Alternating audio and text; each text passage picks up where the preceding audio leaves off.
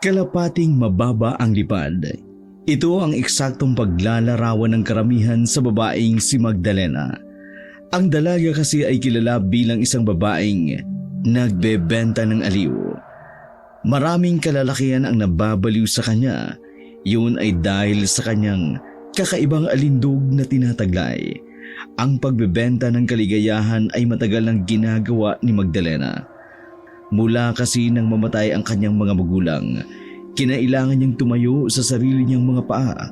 Wala rin naman siyang ibang maaasahan dahil lahat ng kamag-anak niya ay ayaw sa kanya. Mayaman kasi ang mga kamag-anak ni Magdalena sa side ng kanyang ama. Ang kaso nga lang, mata pobre ang mga iyon, kaya kahit kailan, hindi sumagi sa isipan niya na humingi ng tulong sa mga iyon. Ayos lang ba, sir?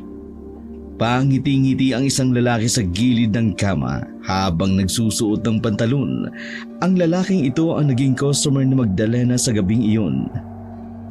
Ayos lang. Totoo nga ang sabi nila, no? Napakagaling mo nga talaga sa kama. Hindi bale, sa susunod na tawagan kita, mas lalakihan ko ang bigay. Nagkataon lang talaga kasi ngayon na sakto lang yung pera ko eh. Nag-remit kasi ako sa misis ko eh. Hindi mo naman kailangan magbigay ng malaki. Sapat na sa akin na malaman kong masaya ka. Hindi lang basta magaling, mabait pa. Bakit ba ang bait-bait mo? Tsaka mura mo ring maningil. Gusto ko rin kasi ang ginagawa ko. Isa pa, napapaligaya din naman ako ng mga customer ko. Kapag hindi ako sumaya, doon ako naniningil ng malaki. Pinatay ni Magdalena ang sigarilyo sa ashtray. Nakanganga ka na naman. Pero sige, alis na ako . Kailangan ko munang umuwi sa amin. Baka hinahanap na ako eh. Ngumiti ng matamis ang dalaga. Paglabas ng lalaki sa pintuan, agad rin siyang bumangon at nagbihis. Masaya namang umuwi ng bahay ang dalaga. Dakong 12:00 na ng gabi nang lumabas ng motel si Magdalena. May mangilang-ilang lalaki nga ang gustong umarkila sa kanya. Kaso nga lang, wala na siya sa mood. Ayos lang siya sa isa-isang lalaki kada gabi. Umuwi na siya sa kanilang apartment. Bago pa lamang siya doon, nilayasan niya kasi ang una niyang tinirhan. Habang naglalakad siya paakyat ng hagdan, nakadaluho niya ang isang lalaking gwapo at maskulado. May balbas ito at hanging at talagang ahit na ahit dahil sa pagkakapantay. Sa isip ng dalaga, ganun ang tipo niyang lalaki. Napatitig sa kanya ang lalaki. Sinuri niya mula ulo hanggang paa. Bumalik ang tingin ng lalaki sa kanyang dibdib na halos luluha na. May problema ba? Nagulat naman si Magdalena nang magsalita ang lalaking yun. Toray na sis mong lumawa ang syupa mo, aneng, namisong na mo Tila gumuho ang mundo ni Magdalena nung sandaling yon. Sobrang nadismaya siya. Isa palang bakla ang nasa harapan niya. Masyado siyang nalilang sa pagiging maskulado ng lalaki. Anong kailangan mo, sir? Sir talaga? Kaloka ka ha? Kita mo nang malambot a kiss? Sir, pang calling mo sa akin. Hala, babae tuno. Sir ka pa rin, kasi pinanganak kang lalaki. Kung wala kang kailangan, aalis na ako. Gusto ko na magpahinga. Ay, wait song. Nabobonggan kasi ako sa beauty mo, girl. By the way, call me Mama Ru. Ako isang talent manager. Naghahanap kasi ako ng mga girlas na magaganda. Magkawan mo. Hindi ako interesado. Bongga ka, Tay. Ikaw lang tumanggi, no? Pero okay lang. Kung ayaw mo, edi go. Etong calling card ko. Kapag nagbago ang mind setting mo, call mo lang a guest, ha? Hanapin mo lang kami dito sa apartment, okay? Tinanggap na lamang ni Magdalena ang calling card bilang paggalang sa binabae. Napangiti na lamang si Magdalena sa tagal niya sa mundo. Yun ang pinakamahabang sandali na nakipag-usap siya sa isang bakla.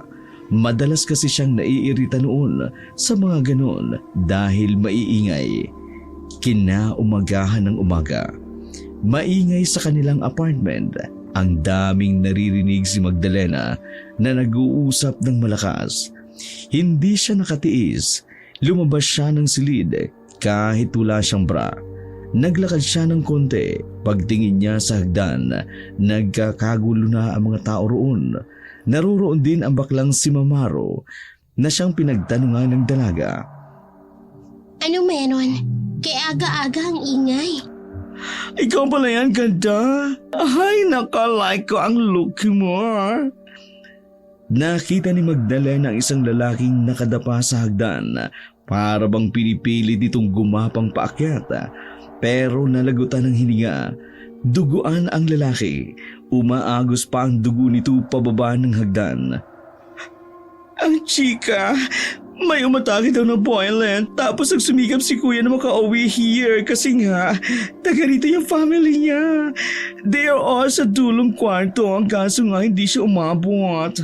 Ha? Anong nangyari? Di ko knows, basta ang sabi umatake daw.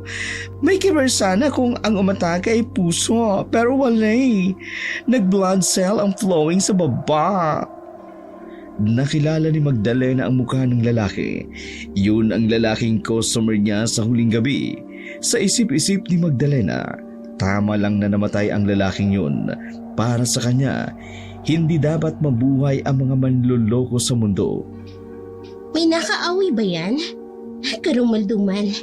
Sinong pwedeng gumawa ng ganyang kabrutal? Ang narinig ko, maangas at mayabang kasi ang Boylet. Kaya hindi nakapagtataka na may nag-revenge sa kanya ng ganun. Kaya naman pala. Dakong 7:00 na nang dumating ang mga pulis sa apartment, kinuha na rin ang bangkay. Pagtihayan ng biktima, saka lamang nila nakitang may malaking hiwa sa tiyan ng lalaki. Lumakas ang bulong-buluhan dahil doon kung ano-anong haka-haka ang kumalat sa apartment. Alay, paano kung aswang pala yung umatake sa kanya? Ay di naman malabo, di ba? Eh hindi naman malabo kasi itong apartment natin sa liblib na katirik eh.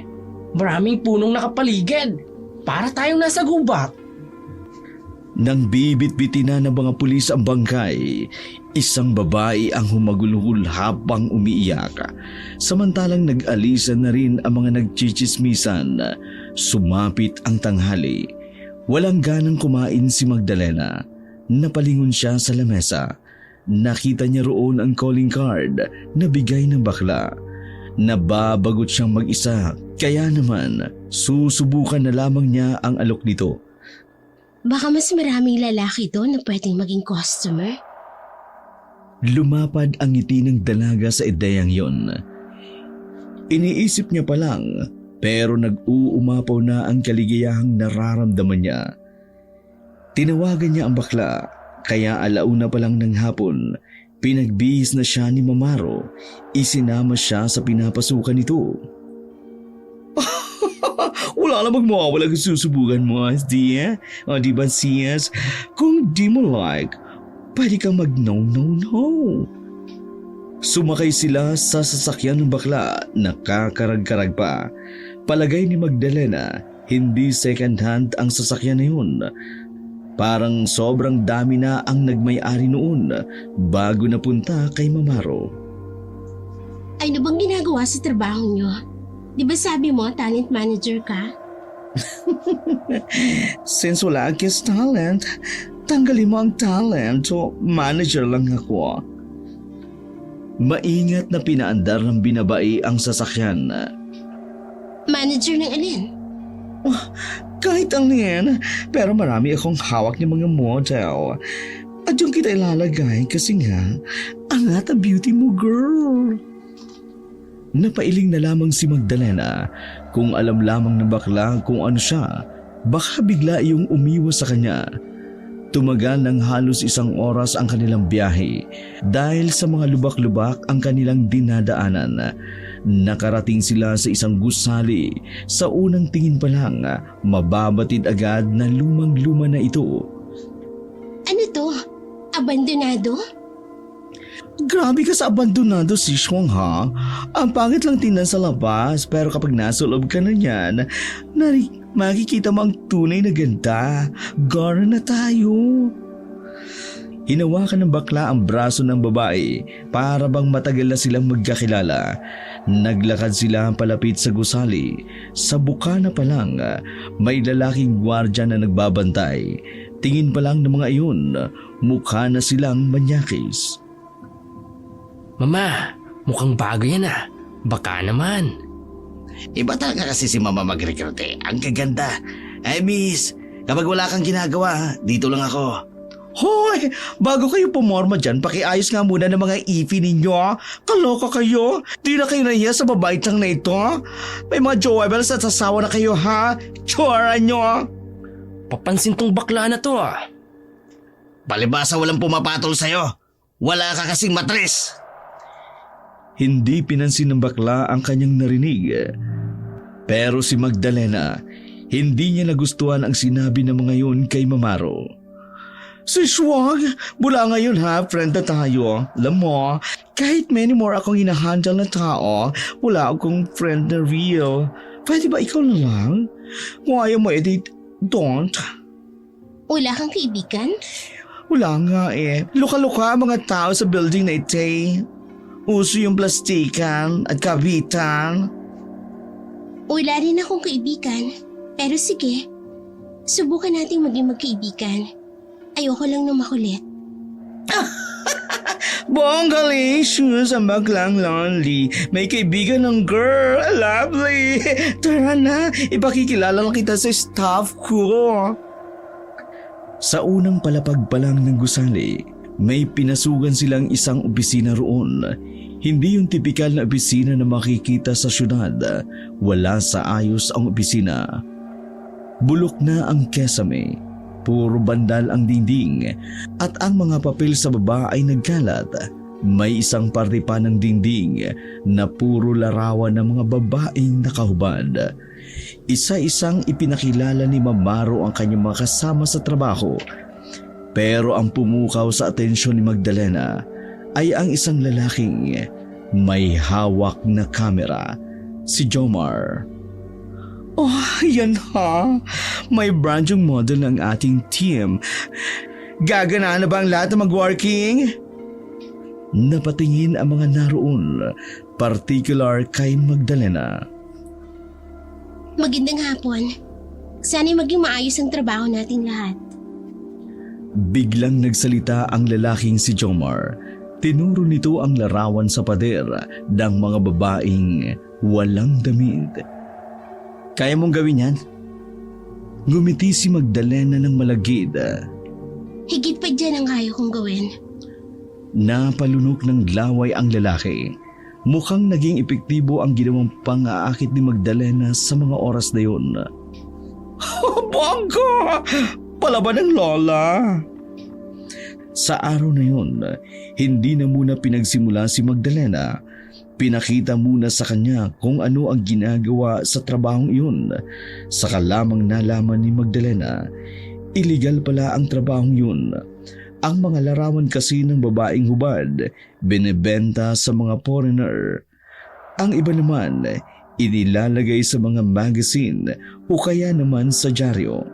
Habang nakaupo si Magdalena sa gilid, nanunood lamang siya kay Jomar habang kinukunan ng larawan ng isang babaeng nakahubad na may hawak ng ahas. Napapansin ni Magdalena na palihim siyang tinitingnan ni Jomar, batid ng dalaga na nakuha niya ang atensyon ng binata. Sige lang, maakit ka lang sa akin. Sa oras na mahulog ka, makikilala kita at malalaman ko kung may itinatago ka rin bang paho. Bulaga! Hindi nagulat si Magdalena sa ginawa ng bakla. Normal lang na lumingon ang dalaga kay Mamaro. Bakit? Kaimbiyarno ha? Hindi ka nagulat? Hindi nagulat ang maganda? Siya nga pala si Swang. Kapag nag-overtime or alanganing oras ang pag-uwi mo sa parlor natin, pwede kang matulog dito eh. May kwarto doon. Dangerous kasing lumabas kapag ganitong gabi na. Ha? Alam mo na yung mga aswang. Sabi ng ibang department dito eh. May aswangit daw sa area na ite. Naniniwala ka sa aswang? Kunti lang. Kung makasight ako ng aswangit, iti true sila. Kapag wala, edi fake news.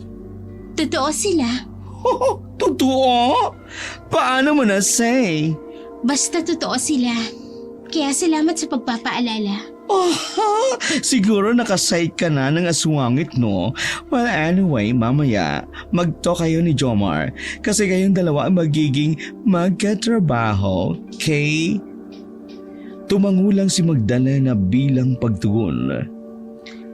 Dakong 6:00 na ng gabi nang matapos ang paghihintay ni Magdalena sa binatang si Jomar. Tapos na rin kasi ang binata sa kanyang ginagawa. Pwede ba tayo mag-usap? Naghintay ka ba ng matagal? Matagal ba yung ginawa mo? Oo, matagal. Yun ang sagot ko. Ha? Sa kantina lang tayo mag-usap sa baba. Gusto kitang masolo. Sabi ni Mama Ro, marami ka raw ipapaliwanag sa akin. Tama ba? Tama. Ganun nga. Nauna nang naglakad ang babaeng si Magdalena. Pagdating nila sa kantin, napansin ng babae ang 2 gwardya na nakausap nila sa bukana. Nakaupo ang 2 yun sa isang table na nasa gilid. 4 na lamesa lang ang distansya nila roon. Wala ring gaanong tao, kaya rinig ni Magdalena ang usapan ng 2. Hayaan mo lang sila, mga manyakis talaga yan. Halos lahat ng model namin, pinopormahan. Wala namang problema sa akin. Sanay naman ako sa ganyan. Magsimula na tayo. Interesado ako sa mga sasabihin mo. Ngumiti naman ng kakaiba ang dalaga. Sinadya nitong umanggulo kung saan. Lilitaw ang hiwa nito sa dibdib. Hindi ba sanay ka na sa mga nakahubad? Bakit parang hindi ka yata mapakali ngayon? Ha? Pinagsasabi mo? Sisimula na ako. Pinilit na lamang ng binata na simulan ang kanyang nais sabihin. Marami siyang ipinaliwanag sa babae. Mga bagay na may kinalaman sa kanilang trabaho. Pati na rin ang pag-iingat. Lalo na't magandang babae si Magdalena. Tumagal lang naman ng halos 10 minuto ang mga sinabi ni Jomar. Pagkatapos itong magsalita, tumingin na rin iyon sa malayo. Ang bilis mo namang magsalita. Nagmamadali ka yata. Huwag kang kabahan. Bago lang ako dito. Bakit ka naman kasi ganyan? Inaakit mo ba ako? Inaakit? Hindi Ayusin mo ang sarili mo. Di porket pag-ubad ang magiging trabaho mo. Ganyan ka na. Maid kasi sa mata ng mga lalaki. Baka mamaya, sa kagaganyan mo, pati aswang maakit mo. Bakit? Aswang ka ba? Ako? Aswang? Ibang ka ba? Kahit kumain ako ng maraming bawang sa harapan mo, hindi ako masusunog. Alam mo, gusto ko ang pagkatao mo. Matanong ko lang, mabuti ka bang tao? Wala ka ng pakialam doon. Hindi ang katauhan ko ang dapat mong iniintindi, kundi ang katauhan mo. Kabago-bago mo lang ganyan ka lang umasta. Di porket kaibigan mo yung bakla na yun, presko ka na. Sige na, may gagawin pa ako. Tumayo ng bigla ang lalaki at naiwang nakangiti si Magdalena.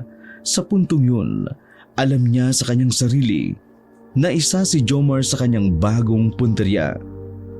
Tatayo na sana si Magdalena nang lumapit sa kanya ang 2 gwardya.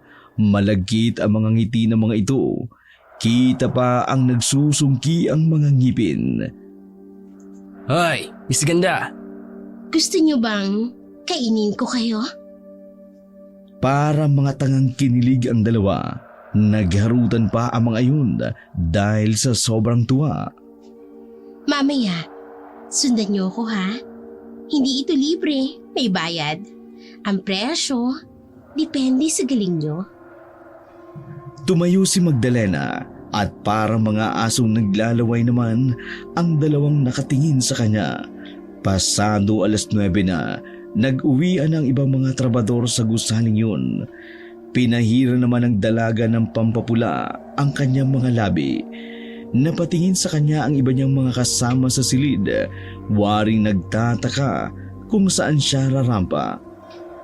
Hoy siswang, uwian na. Mukhang may boylet kang kikitain sa outside ha. Sabay na tayo. Sasabay ka ba sa akes? Hindi na. May dadaanan pa kasi ako. Ginitaan ni Magdalena ang mga nasa opisina, partikular na ang lalaking si Jomar. Paglabas ng dalaga sa gusali, mabilis na sumunod sa kanya ang dalawang gwardya. Dinala ni Magdalena ang dalawa sa masukal na kagubatan.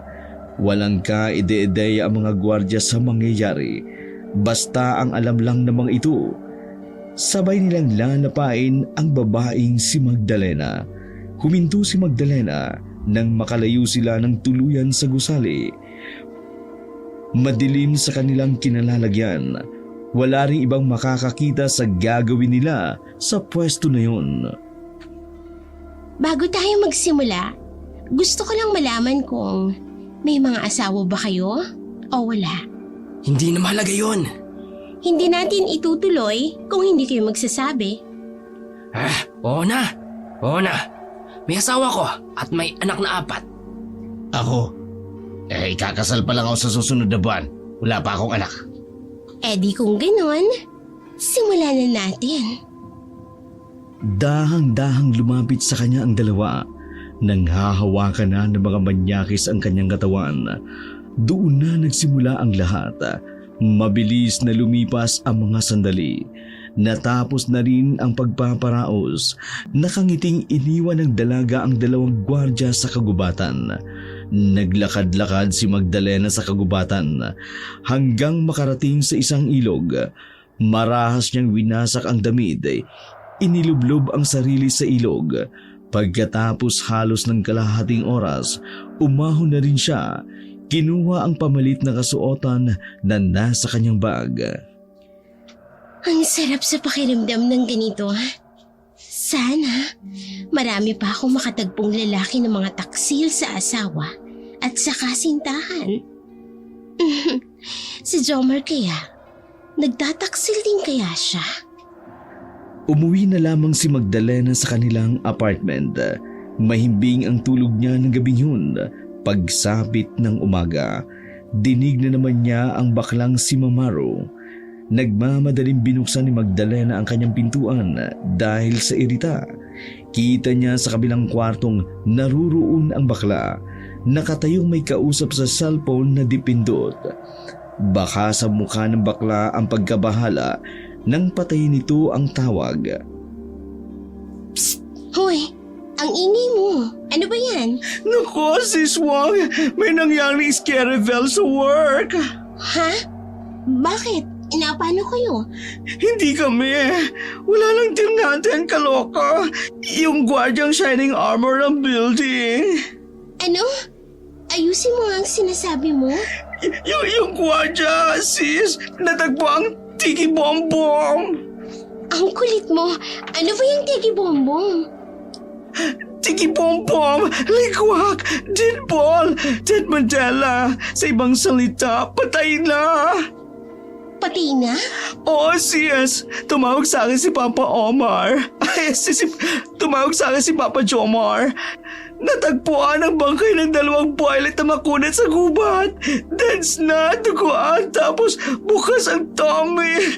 Tapos wala na inside organ. Inside organ? Lamang loob, sis. Ano ka ba? Kailan ka ba pinanganak, Diyos ko?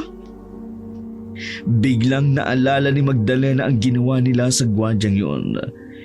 Hindi niya maaring sabihin kay Mamaro na siya ang huling nakasama ng mga gwardya dahil malamang sa malamang siya ang unang mapagbibintangan. Knows mo ba kung anong scary match? Aswang daw ang tumegi sa dalawang makunat. Aswang? di ba aswang din yung tinuturong pumatay sa lalaking nandyan sa hagdan? Kaya nga sis, sinasabihan kita ha. Ingat-ingat ka lagi. Di mo knows. Baka ikaw na ang next na mateki. Maraming salamat. Sige, mag-iingat ako palagi. Siya nga pala. Maaga ka na ha. Start na tayo sa modeling mo ha. Maraming foreigner na kakagusto sa'yo. Diyos ko ka. Bet na bet ang beauty mo. Hindi lang picture mo sis ha. Sige ha. Pasok na ang cast. Ingat ka later. Nagmamadaling umalis ang baklang si Mamaro. Naiwan namang nakatayo ang babae sa labas sa kanyang pintuan. Nang may mapadaan ng dalawang lalaki, saka lamang nahalata ng dalaga na nakabra lamang pala siya. Lintik na baklang yun. Hindi mo lang sinabi na nakabra lang pala ako? Ano naman, kahit magubad pa ako dyan. Nag-almusal na lamang si Magdalena. Pagkatapos ay inayos na lamang niya ang mga gamit. Matinding makeup rin ang kanyang ginawa. Siniguro niya rin na walang kapintasan ang buo niyang katawan. Handang-handa na siyang ipakita sa iba ang buo niyang kaluluwa. Nang makarating na siya sa gusali, isa lang ang bantay sa bukana. Sa puntong yun ay isang babaeng gwardya. Habang paakyat ang dalaga sa hagdan, nakasalubong niya si Jomar. Ginitaan at lalagpasan na lang sana ni Magdalena ang binata nang bigla itong nagsalita.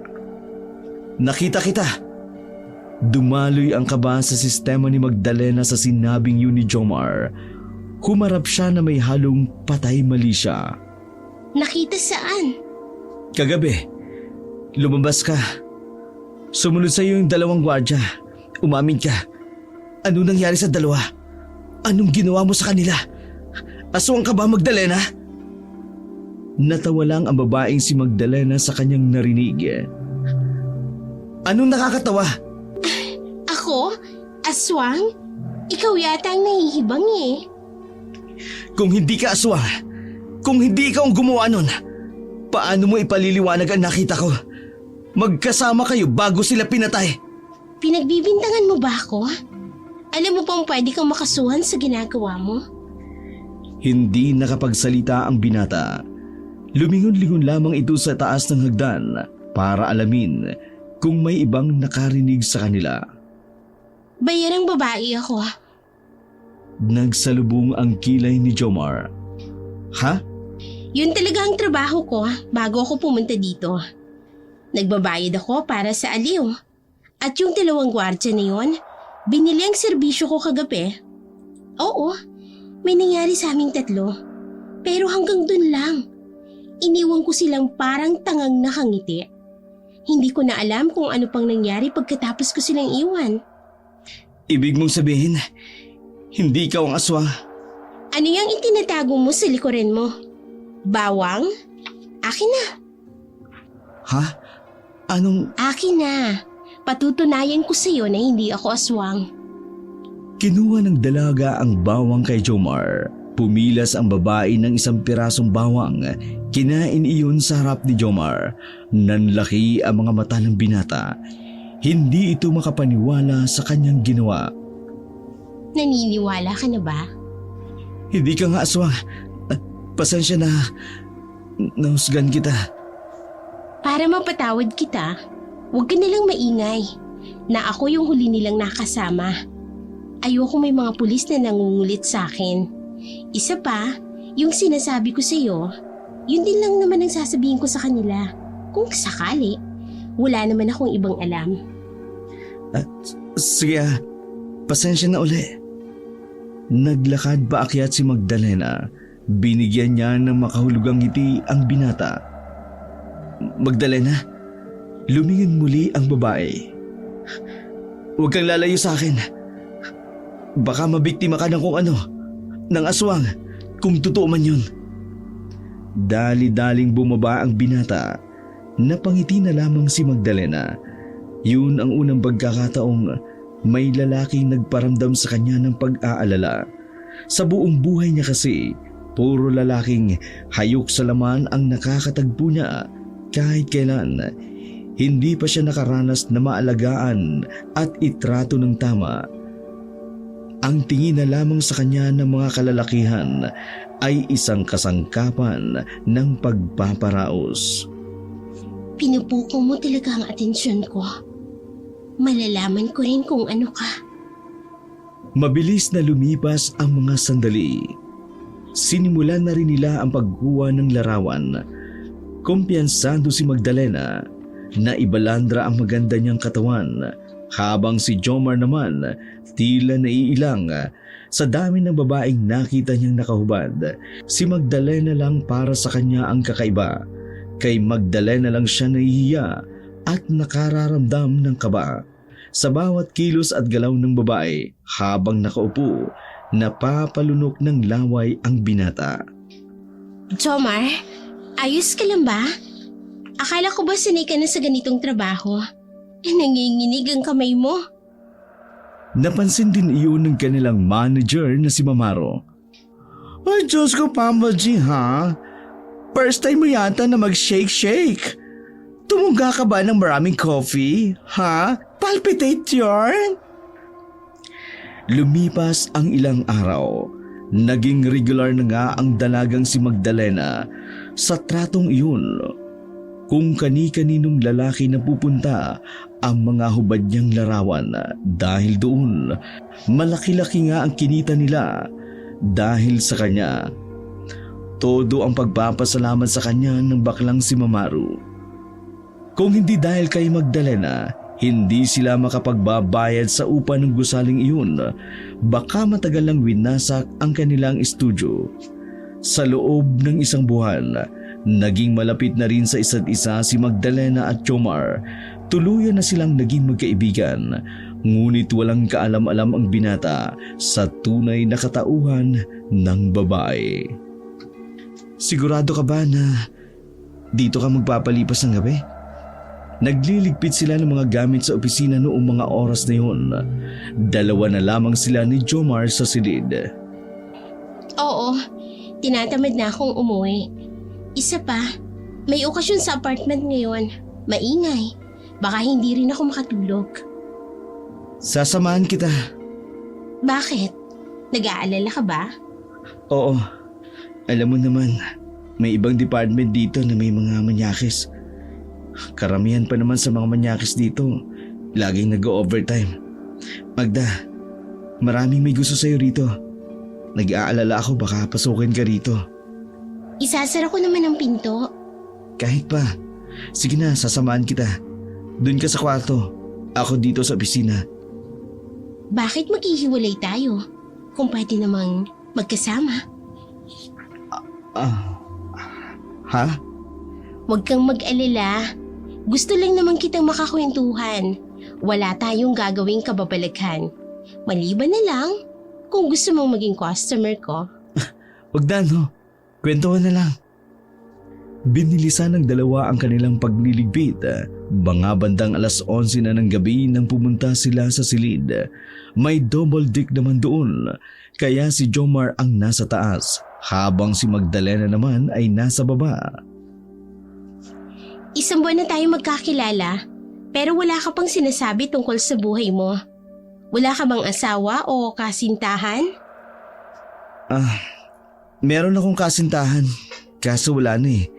Sumama sa iba. Niloko ka? Oo. Ginamit lang ako para sa mga bagay na gusto niyo makuha. Ewan ko kung saan ako nagkamali. Lahat naman ginawa ko. Lahat binigay ko. Pero bakit ganun? Pinagpalit niya ako sa gwapo at may sasakyan. Sandaling natahimik si Jomar. Narinig na lamang ni Magdalenang umiiyak na pala ang binata sa itaas.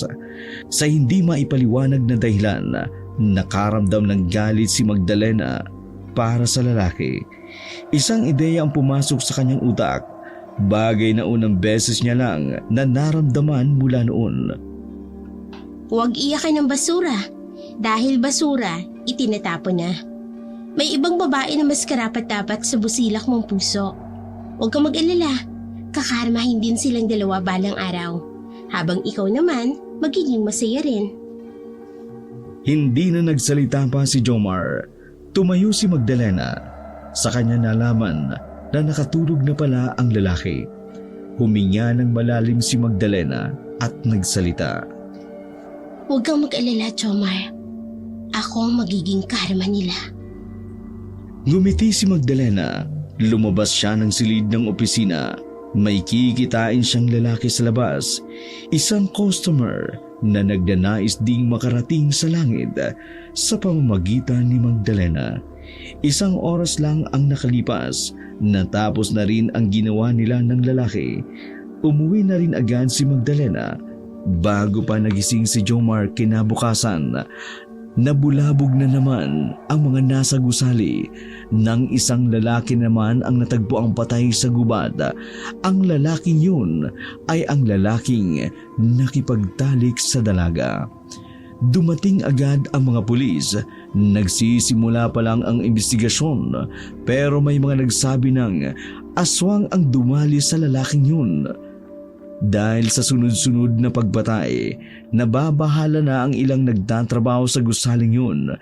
Kaya naman, may ibang nag-file agad ng leave para umiwas sa sinasabi ng panganib. Nabalitaan mo ba yung nangyari? Nasa opisina silang lahat, kanya-kanyang tsismisan bago dumating si Mamaro. Yung lalaking patay na naman? Oo, malakas talaga ang hinala ko. May aswang talaga sa area natin. Nakapagtataka nga lang eh. Bakit puro lalaking pinapatay niya? Tahimik lang na nakikinig si Magdalena. Noong umaga na yun, wala siya sa mood. Masama ang gising niya. Naalala naman kasi niya ang panluloko kay Jomar ng dati nitong kasintahan. Naging laman ng usap-usapan ang nangyari nung araw na yun. Habang ang lahat ay abala sa bagay na yun, inalam naman ni Magdalena kung saan nakatira ang dating kasintahan ni Jomar. Ay, walang niya. Bakit ba ako naiinis sa babaeng yun? Tumingin siya kay Jomar na abala sa paglilinis ng kamera. May gusto ba ako sumukong nito? Hindi nakatiis si Magdalena. Nilapitan niya si Jomar. Jomar, ano nga ulit ang pangalan ng dati mong kasintahan? Ha? Bakit mo tinatanong? Wala lang. Gusto ko lang malaman kung maganda ba siya o hindi, kung anong pangalan niya. Gusto ko siyang makita. Ibinigay ni Jomar ang buong pangalan ng dating kasintahan dahil na rin sa pangungulit ni Magdalena. Nasabi na rin ng lalaki kung saan iyon nagtatrabaho at nagpakita ito ng larawan. Malapad ang ngiti ng dalaga dahil iyon sa tuwa, dahil yun sa ideyang binabalak niya. Wala silang gaanong ginagawa ng araw na yun, kaya naman 5:00 pa lang ng hapon ay maaga nang umalis si Magdalena sa gusali. Sabik na sabik siyang puntahan ang babae. Gagawin niya iyon dahil naaawa siya kay Jomar. Si Jomar na unti-unti niyang nagugustuhan kahit pa alam ng dalaga na hindi siya nito magugustuhan, lalo na kapag nalaman nito ang tunay niyang kulay. Bumiyay si Magdalena 6:00 ng gabi. Nakarating siya sa sinasabing trabaho ng babae sa bayan. Matyaga siyang naghintay hanggang sa may naglabasan ng ang empleyado sa tapat na rin ng isang gusali. Yun na pala yun. Ang pangit. Nairita si Magdalena nang mamukaan ang babae. Lalapitan na sana niya iyon nang biglang may lumapit doon na isang lalaki. Matangkad at may sasakyan. Napatigil ang dalaga at pinagmasdan niya ang dalawa. Yun pala yung lalaking ipinalit niya kay Jomar. Parang may naisip akong mas maganda. Sumilay ang nakalulokong ngiti sa labi ng dalaga. Naiisip niya pa lang ay natutuwa na siya sa pwedeng mangyari. Umuwi na muna siya sa kanilang apartment. Nagplano siya ng kanyang gagawin upang maging malinis ang resulta ng lahat. Kinabukasan, hindi na siya pumasok. Sa parehong oras, hinintay niya ang dalawa sa tapat ng gusali. Nagawang sundan ni Magdalena ang lalaking papauwi dahil sa kakaiba niyang kakayanan. Tila mas mabilis pa nga siya sa sasakyan. Palihim na nakapasok ang dalaga sa bahay ng lalaki na ang pagkakarinig niya, Dennis ang pangalan. Mukhang mag-isa siya rito. Tiningnan pa ni Magdalena ang malaking bahay na yun. Halatang mayaman nga ang kanyang bibiktimahin. Matapos ibalik ang dati sa normal, lumabas na siya mula sa likuran ng halaman. Nagulat ang lalaking si Dennis nang makita ang babaeng si Magdalena na tila gula-gulanit ang suot. Bakat na bakat ang dibdib ng babae, kitang-kita ang kaputian nito. Sandali. Sino ka? Papaano ka nakapasok sa bakuran ng bahay ko? Dahan-dahang naglakad si Magdalena nang may nakakaakit na tingin. Hindi na mahalaga kung sino ako. Ang mahalaga ay kung ano ang pwede nating gawin. Anong pinagsasabi mo? Baliw ka ba? Nagulat na lamang ang lalaking si Dennis nang alisin ni Magdalena ang kanyang itaas. Nanlaki ang mga mata ni Dennis habang nakatingin sa dalawang bundok ni Magdalena. Sabihin mo muna sa akin, may asawa ka na ba? May kasintahan ka bang maaaring magalit kapag ginawa natin ito? Parang asong nauulol ang lalaki sa mga sandaling yun. Kakaiba rin ang ngiti nito. Lumabas ang tunay nitong kulay. Asawa? Kasintahan? Wala akong ganun. Teka, anghel ka ba? Bakit? Anong meron? Bakit nandito ka? Hindi ako anghel, pero nandito ako para paligayahin ka. Pero hindi ko sigurado kung ikaw ba'y walang sabit. Sigurado ka bang wala kang asawa o kasintahan? Dahan-dahang inalis ni Magdalena ang kanyang pang-ibaba. Kitang-kita ang buo nitong katawan. Wala nga. Maniwala ka. Sino yung hinalikan mo kanina at hinatid mo? Ha? Paano mo nalaman yun? Wala yun.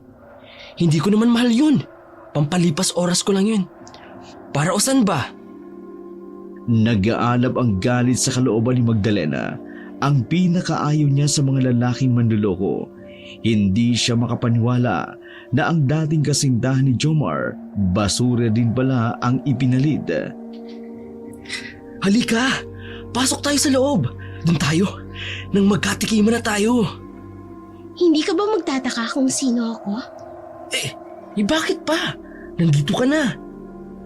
May sinira kang relasyon. Ikaw ang pinili ng babaeng yon.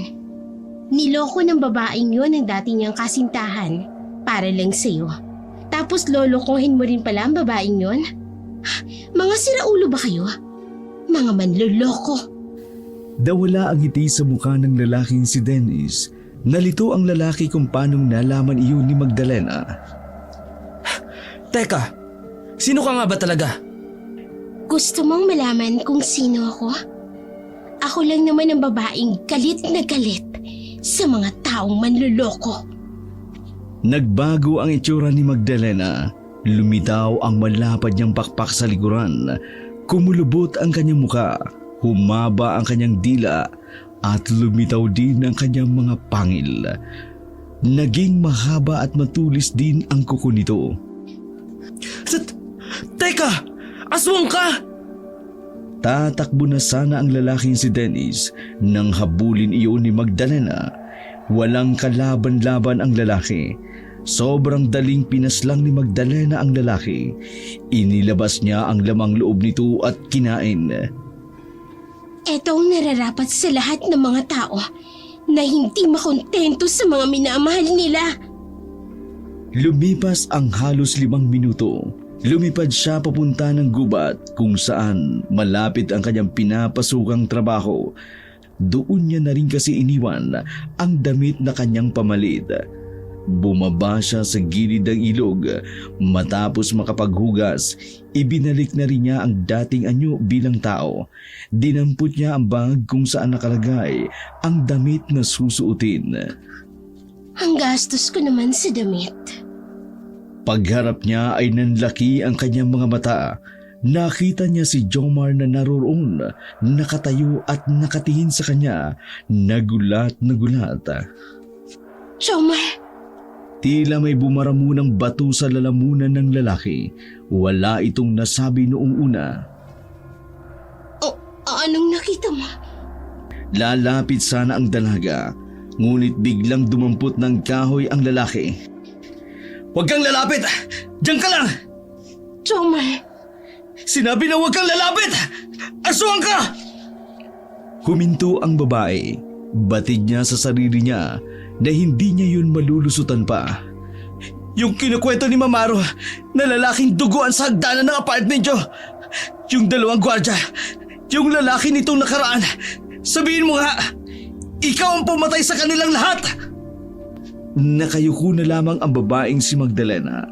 Hindi maunawaan ni Magdalena ang kanyang sarili. Parang nanghina siya sa harapan ni Jomar na wala ang kanyang angas bilang aswang. "Magsalita ka! Ikaw ang pumatay sa lahat ng mga yon!" oo. Ako ang pumatay sa kanilang lahat. Oo, isa akong aswang. Pinatay ko silang lahat. Kinain ko ang lamang loob nilang lahat. Bakit mo yung ginawa? Hindi mo ba alam? Masama ang pumatay ng tao! Masama rin silang tao. Niloloko nila ang mga asawa at kasintahan nila para sa pansamantalang kaligayahan. Wala silang karapatang mabuhay sa mundong ito. Hindi ka Diyos para ilagay sa kamay mo ang kapalaran ng isang tao! At sino ang Diyos? Ha? Sino? Walang Diyos, Jomar. Wala. Meron! Akala mo lang wala! Pero meron! Kung may Diyos, bakit ako nagkaganito? Bakit hinayaan niyang magdusa ako sa sumpang ito na wala naman akong kinalaman? Bakit? May Diyos, Magda! May Diyos! Sadyang bulag ka lang sa katotohanan. Pinili mo lang na maging masama. Hindi ko piniling maging masama. Kapalaran ang nagtulak sa akin para maging ganito. Ang pagiging malupit ng mga tao ang siyang nagtulak sa akin na maging ganito. Wala kang alam. Dahil kahit kailan, hindi mo pinagdaanan kung paano babuyin ng paulit-ulit. Oo, wala akong alam kung sino ka. Kaya ngayon ko lang nalaman na aswang ka. Di ba? Pumapatay ka ng tao. Ng manlulokong tao. Manluloko ka rin naman ah. Pinaniwala mo ko na tao ka. Pero halimaw ka pala. Bakit? Balak mo rin bang patayin ako? Bakit? Manluloko ka rin bang gaya ng dati mong kasintahan na si Claire? Pati na rin si Dennis? Paano mo nakilala si Dennis? Teka, niloko niya si Claire? Hindi mo alam kasi tanga ka. Hinayaan mo lang na agawin sa'yo yung taong yon. Hindi mo alam na basura din ang ipinalit sa'yo. Niloko ni Dennis si Claire? Bakit mo alam yun? Simple lang. Sinubok ko ang karupukan niya. Nakakita lang ng dede. Biglang kinalimutan niya lahat. Biglang kinalimutan niya agad ang dati mong kasintahan na niloko sa'yo. Tapos, Tapos ano? Pinatay mo si Dennis? oo, huwag kang mag-alala. Hindi ko dinamay ang babae. Dahil hindi ako pumapatay ng babae. Lalaki lang. Napakawalang hiya mo! Nagulat si Magdalena sa sinabing yun ng lalaking si Jomar. Sa unang pagkakataon, nakaramdam siya ng sakit mula sa salita ng isang taong mahalaga sa kanya. Alam mo ba kung bakit ko ginawa yun? Bakit ang dali-dali sa'yo na kunin ang buhay ng kahit na sino? Bakit? Dahil ba aswang ka? Malakas ka? At mas nakalalamang ka sa tao? Ganun ba? Alam mo ba kung bakit ko ginawa yun? Bumuga ng malakas na hangin ang dalaga. Ginawa ko yun para sa'yo. Dahil galit ako sa mga taong nananakit sa taong mahal ko. Ano? Mahal mo? Sa loob ng maraming taon, ngayon na lang ulit ako gumawa ng isang kasalanan para sa isang lalaki. Kahit hindi pa tayo gaanong matagal na magkakilala, natutunan ko muling magmahal Naramdaman ko ulit na itrato ako na parang isang tao, na isang babaeng mahalaga. Pinaramdam mo sa akin na hindi ako basura, kagaya ng tingin sa akin ng ibang kalalakihan. Pansamantala kong kinalimutan kung ano ko. Na isa akong aswang, na isa akong halimang. Kaya ginawa ko yun dahil mahal kita. Huwag mo akong mahalin. Kung gagawa ka rin lang naman na masama. Ayoko sa mga taong bayolente at mamamatay tao. Mali! Ayoko sa mga aswang na nagpapanggap na tao at pumapatay ng tao. Tumawa ng mahina si Magdalena, ngunit bakas ang sakit sa tinig nito. Eh di tama pala ang iniisip ko. Na lahat ng tao, lahat ng lalaki pare-pareho lang. Tatanggapin nyo lang kung anong sa tingin nyong papabor sa gusto nyo. Ikaw nasa katayuan ko, Magda. Tatanggapin mo rin ba ang isang lalaking pumapatay ng tao? Sa tingin mo, kaya mong mabuhay ng habang buhay kang lulukuhin ng lalaking kasama mo na may malaking kasalanan? Isipin mo ako! Gamitin mo ang utak mo bilang tao. Kung meron pang natitira, o baka puro utak na ng aswang ang meron ka. Tuluyan ang natalo sa debate ang dalagang si Magdalena. Lumabas ang kanyang kalambutan. Hindi niya na namalayan. Pumatak na pala ang luha sa kanyang mga mata. Magmula ngayon, huwag mo na akong kakausapin. Magre-resign na ako. Ayoko na makita ka. Natatakot ako sa'yo. Naglakad ang lalaki palayo. Naiwang nakatayo roon si Magdalena. Masikip ang kanyang dibdib. Hindi makapaniwala sa unang pagkakataon. Matapos ang ilang taon, ang lalaking minahal niya ay tuluyan na siyang tinalikuran. Umupo na lamang si Magdalena sa gilid. Sunod-sunod ang pagbatak ng kanyang luha. Kahit pigilan niya yun, hindi yun humihinto. Hindi ako dapat umiyak. Aswang ako. Matapang at mabangis ako. Hindi ako dapat umiiyak. Marahas na pinunasan ng babae ang kanyang mga luha. Huminga siya ng malalim at umuwi sa kanilang apartment. Tulala siya na naglakad sa hagdan nang makasalubong niya ang baklang si Mamaro. Si Aswang, nako, bakit mamagay ang eyes mo? Anyari? Halika nga, halika. Dali. Umupo ang dalawa sa baitang ng hagdan. Sino ang nagwarla sa'yo, ha? Najombag ka ba? Si Nets! Ikwento mo yarn. Umiling na lang si Magdalena. Kilala kitang bruwa ka, ha?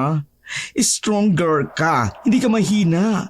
Kaya bakit ka magka-cry-cry? Ay, Diyos ko, doon na nga tayo sa kwarto mo. Inalalayan na bakla si Magdalena papasok ng kwarto, ngunit hindi pa rin iyon nagsasalita. Magpahinga ka na lang muna siguro. Kung hindi ka pa ready na mag-share, go lang. Bukas huwag ka munang pumasok, ha? Rest well, ha? Babush muna, ha? May asikasuhin lang akong lokaret na babae. Humalik pa ang bakla sa kanyang noo. Naiwang tulala si Magdalena. Inisip niya rin si Jomar. Saka iisip niya na kaidlip na pala siya. Sobrang haba ng kanyang itinulog. Hindi niya namamalayan. Maggagabi na pala siyang gumising. Narinig niya sa labas ng pinto ang magkahalong boses. May matanda, may galit, parang natatakot. Narinig niya si Mamaro na kinakausap ang mga naroon sa labas. Hoy! Huwag kayo magbibintang, ha? Paano magiging aswang si Magdalena? Ang ganda-ganda niyang dilag. Sir, sigurado po ako na yung babaeng nasa loob ang nakita ko sa gubat. Siya yon! May pakpak pa nga eh! Aswang ang babaeng yun na nasa loob, sir! Kapag kayo, ha? Kapag kwentong barbero lang yan, kakasuhan ko kayo. Kawawa naman ang babaeng inaakasuhan nyo. Naka! Ano ba kayo? Hindi totoo ang aswang? Aray! Nakaramdam na lang si Magdalena na pilit na binubuksan ang pintuan niya. Hindi niya alam kung paanong may nakaalam ng sekreto niya. Kaya naman, bago pa mahuli si Magdalena ng taong bayan, tumalon na siya sa bintana. Meron ngang nakakita sa kanya, pero mabilis lang din siyang gumapang paalis. Kabado at takot na takot si Magdalena sa nagngangalit ng mga tao. Ang dating mabangis at matapang na aswang ay tila nawala na. Tiklop si Magdalena sa isip-isip niya. Marahil pinahina siya ng pag-ibig. Nasa gilid ng kalsada si Magdalena habang tumatakbo. Nang may biglang humintong sasakyan sa gilid niya, bumaba ang salamin at bumungad sa kanya si Jomar. "Sakay!" Gulat na gulat si Magdalena. Hindi na. Lilipad na lang ako. Sinubukan ni Magdalena palabasin ang pakpak niya, ngunit dahil sa bigat ng kanyang kalooban, hindi niya yun magawa. "Kulit mo, aswang ka! Sakay na nga!" Nagmamadaling pumasok ang dalaga sa loob ng sasakyan. Mabuti na lamang at nakasakay siya. Sakto kasing dumating ang mga kalalakihan na handang pumatay ng aswang. May mga dalang itak o kung ano-ano pang pamalo. Maingat na pinaandar ni Jomar ang sasakyan. Tahimik lang ang dalawa na tila nagpapakiramdaman. Nang makalayo na sila, si Jomar ang unang nagsalita. "Nung nakita kita kagabi sa gubat, hindi ko na malayan. Nasundan pala ako ni Robert. Nakita niya rin eh. Siya ang nagsabi sa mga tao sa apartment niyo na aswang ka." Pasensya ka na. Alam ko na pati ikaw madadamay sa nangyari. Kasalanan ko ang lahat. "Huwag kang magpaawa. Walang magagawa yan. Ang maigi pa, mag-isip ka na lang ng paraan kung paano ka magiging ligtas." Bakit mo ba ginagawa ito? Akala ko ba ayaw mo na sa akin? Kinabig muna ng binata ang manibela saka sumagot. "Ako ang dahilan kung bakit nalaman ng mga taong sekreto mo. Yun ang dahilan kung bakit kita tinutulungan ngayon." Dapat hinayaan mo na lang ako. "Hindi pwede. May dapat ka pang itama." Nanahimik na lamang si Magdalena. Wala siyang ideya kung saan sila pupunta. Nang mapatingin si Magdalena sa labas, natanaw niya ang istasyon ng mga pulis. Sinasabi ko na nga ba? Isusuplong mo na ako. "Kumalma ka nga. Sira ulo ka ba? Dadaan lang tayo. Wala namang ibang daan eh." Tila napahiya ang babae kaya nanahimik na lamang uli. Habang nasa biyahe, nakita na lamang nila na parang may sumusunod sa kanila. Malakas ang pakiramdam ni Magdalena, kaya alam na alam niya iyon. May nakakita yata na sumakay ako sa'yo. Madadami ka pa. Bababa na lang ako. Itigil mo ang sasakyan. "Huwag ka mataranta. Magpatay malisya lang tayo. Kapag yung sasakyan nasa likod, hindi rin mawala. Gagawa ako ng paraan." Ang kulit mo. Kaya ko naman ang sarili ko. Ayokong pati ikaw mamatay. "Pasensya ka na sa mga nasabi ko." Ngayon ka pa talaga magsasorry. Kung kailan may nakasunod na sa atin. Pwede ba asikasuhin mo muna yun?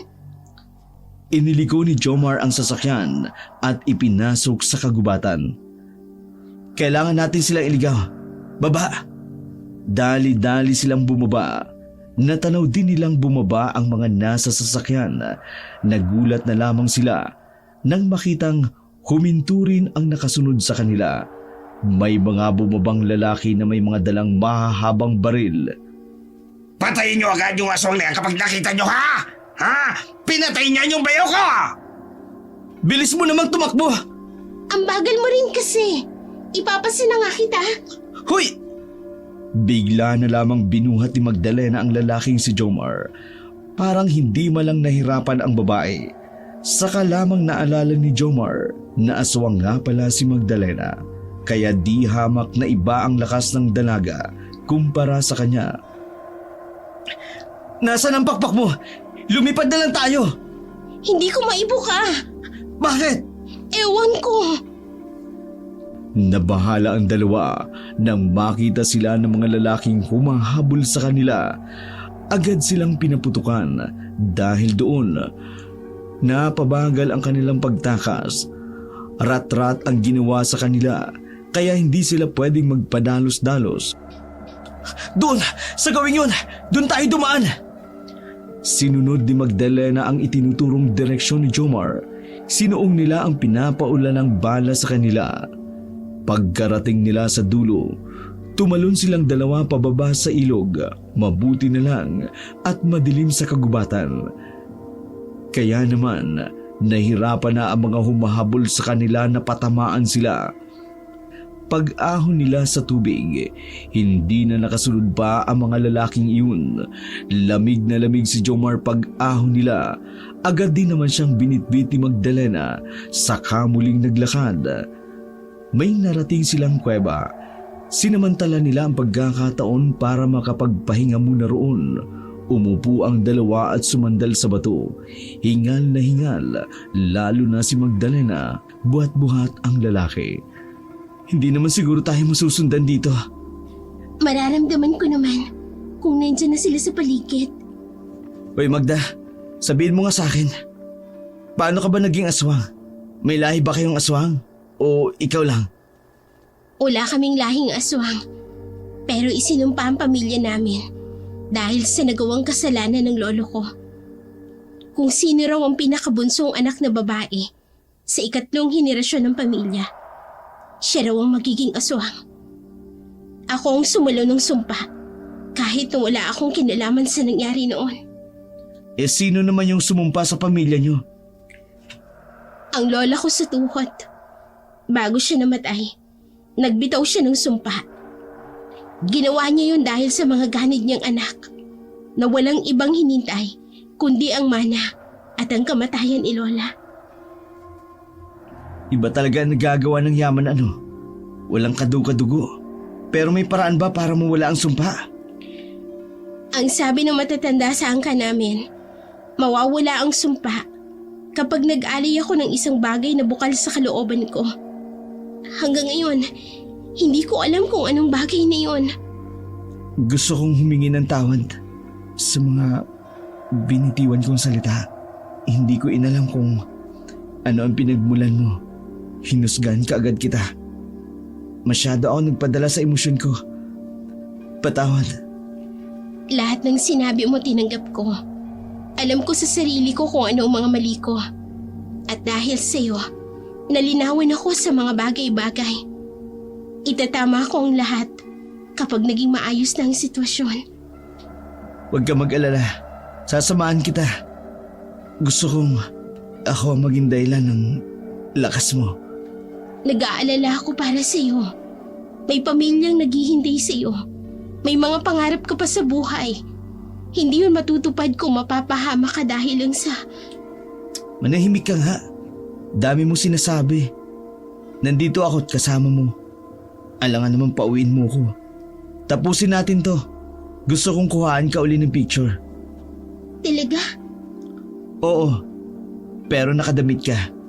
Hindi gaya ng dati.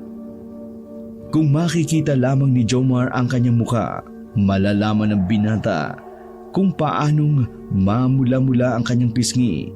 Yun yata ang unang pagkakataon na naramdaman niyang may gumagalang sa kanya. Tara na, punta natin ang gawin yun. May liwanag doon. Tingin ko, baryo o barangay yun. Baka sakaling makahingi tayo ng tulong. Sandali. Bakit? Masyadong malamig. Basa na ang suot natin. Basa nga, ano naman? Papainitin natin. Nagulat na lamang ang binata nang halikan siya ni Magdalena. Mapuso pa nga ang mga sumunod na sandali. Hindi nila namamalayan na ang kanilang mga suot ay nasa lapag na pala. Maging si Jomar ay tila nawala rin sa sarili dahil sa pagmamahal na nararamdaman para sa babae. Nakalimutan niyang si Magdalena ay isang aswang. Lahat ng pangamba ay nabura ng bawat halik at hagod sa likod. Saksi ang mga puno sa kung paano nila pinagsaluhan ang kanilang pagmamahalan. Makalipas ang ilang sandali, kapwa narating ng dalawa ang kalangitan ng may ngiti. Sa maikling panahon, mahal na kita. Mahal din naman kita eh. Kahit hindi ko alam paliwanag. Matapos ang bakbakan, nagsuot na rin ang dalawa ng kanya-kanyang damit. Naging epektibo ang kanilang ginawa dahil nabawasan ang lamig na naramdaman ni Jomar. Hindi nila alam kung anong oras nang marating nila ang bukana ng isang lugar. Tahimik na roon ang mga taong nasa labas lamang, ang mga nagluluto sa bakuran at nagwawalis at nagsisibak. Magda, may nararamdaman ka bang panganib? Wala naman, pero huwag tayong pakampante. Hindi natin alam kung anong meron dito. Lumapit sila sa isang matandang lalaki na nasa bakuran. Kinapala na lamang ni Jomar ang mukha niya para tawagin iyon. Magandang gabi ho, tay. Kung hindi po kami nakakaabala sa inyo, pwede po ba kayo makausap? Lumingon ang matanda. Dala ang malaking lambara at lumapit iyon sa kanila.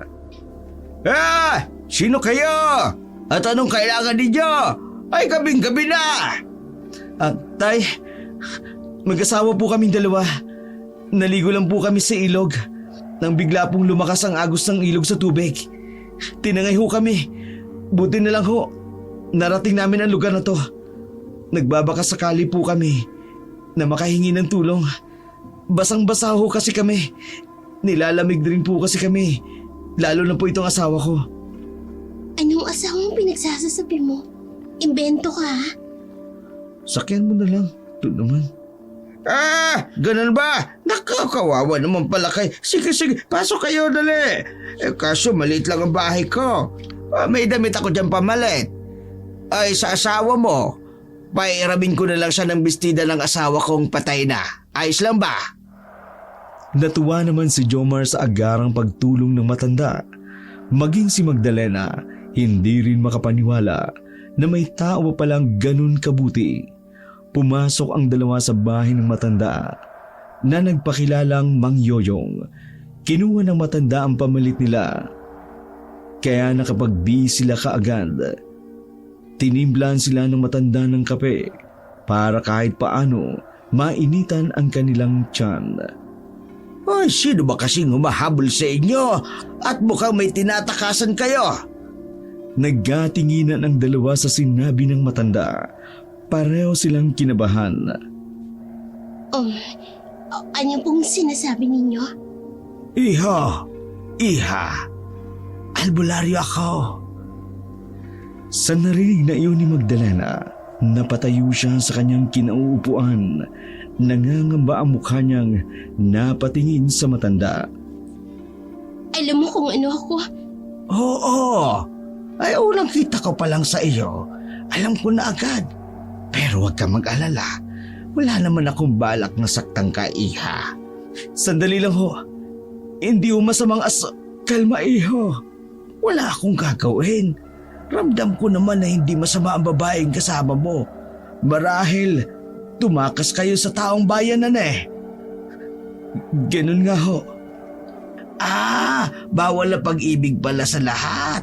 Ganun pala ang tema ninyo, no? Totoo bang hindi mo sasaktan ng asawa ko?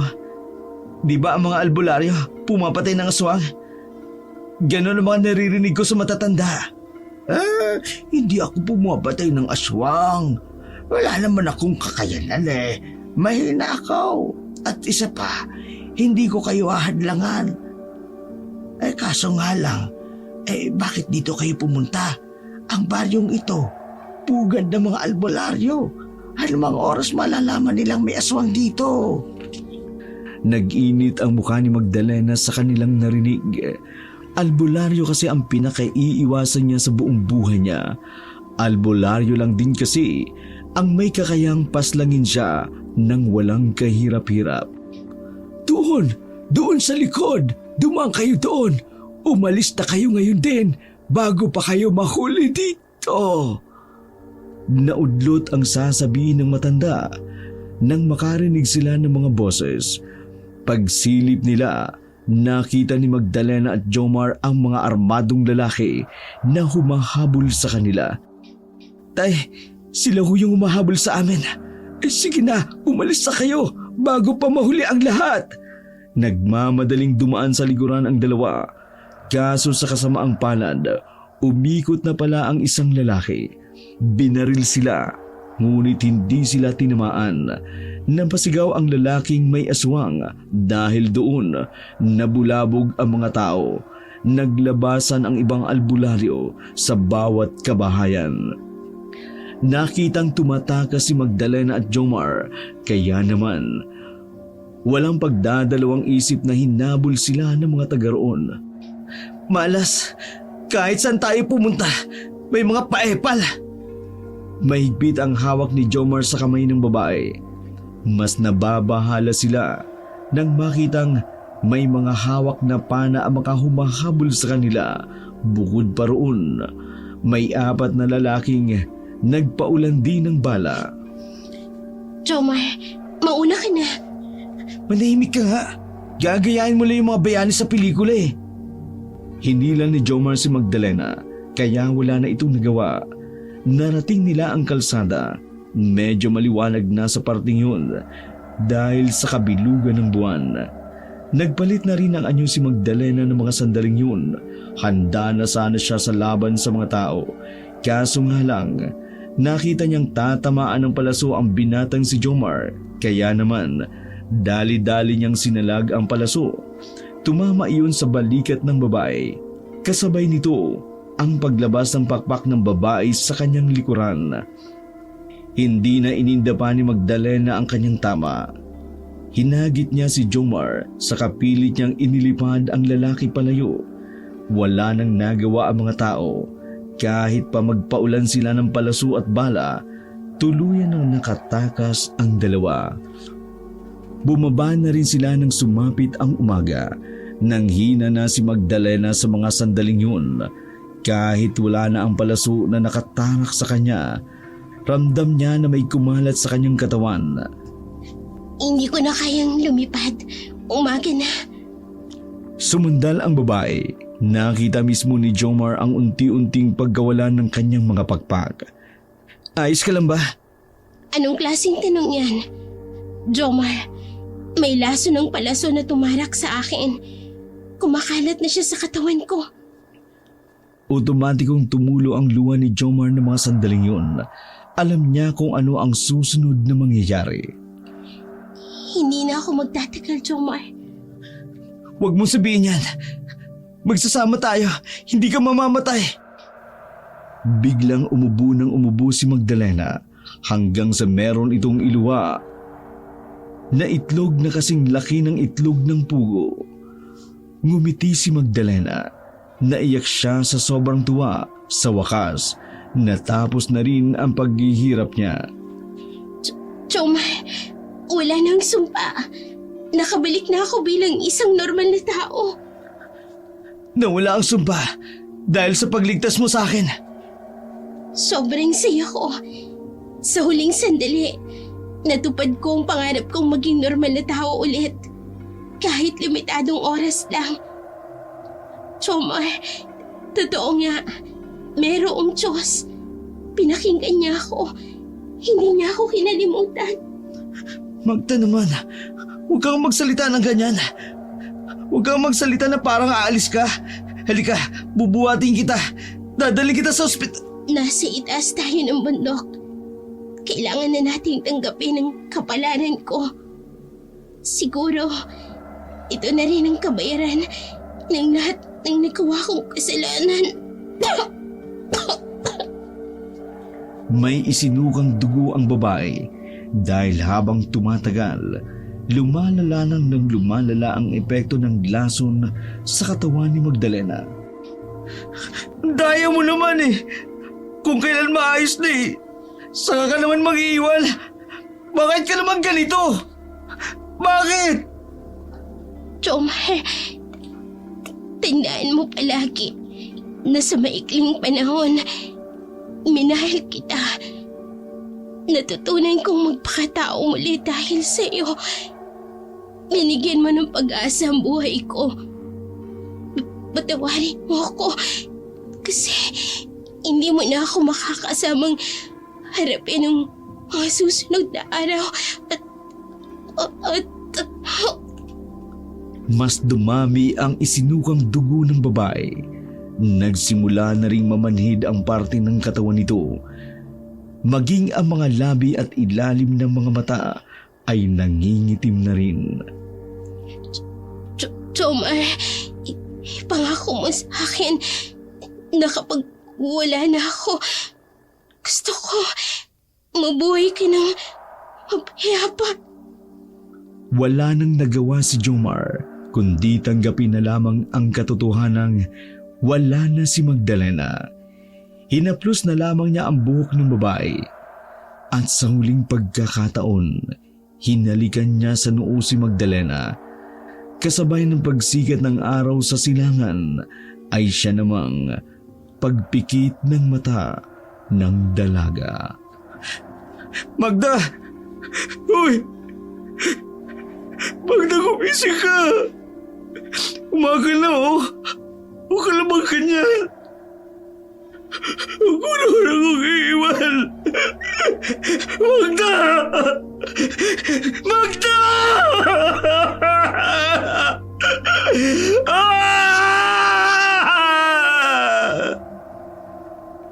Ngunit kahit anong gawin ni Jomar na pag-uga sa babae, hindi na ito muling dumilat pa.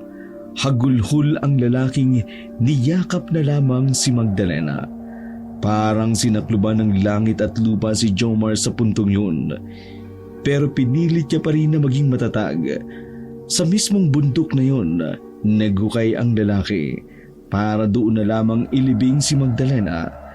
Dahil kahit mahaba man ang lipad ng Magda na nakilala niyo noon, nais niyang maging mataas pa rin ang kinalalagyan ng hantungan nito.